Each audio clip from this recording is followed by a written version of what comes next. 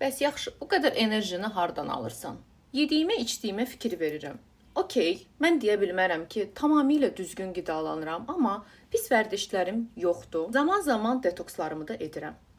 Özümü tanıyandan şükür edən bir varlığam.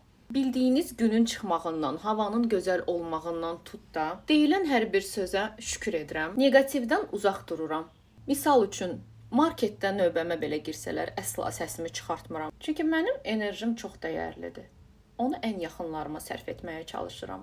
Bu neqativ olsa belə, digərlərini xərcləmirəm. İnsanların uğruna öz uğurum kimi sevinirəm.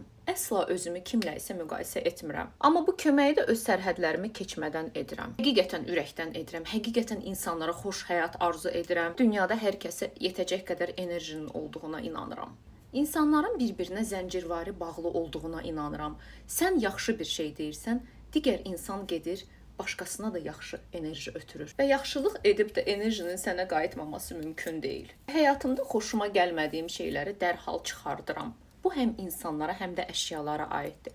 Çünki həyatımızdan çıxartmadığımız hər şey bizim seçimimizdir deməkdir. Əsla şikayət etmirəm. Hər dərsin həyatımızda bir rolu olduğuna inanıram. Soruşacaqsan, hər zamanmı beləydin? Deyildi. Mənfi enerjidən müsbətə keçən bir insan kimi demək istəyirəm ki, sadəcə enerjini mənfiyə xərcləmədiyin halda belə artıq sən qalibsən.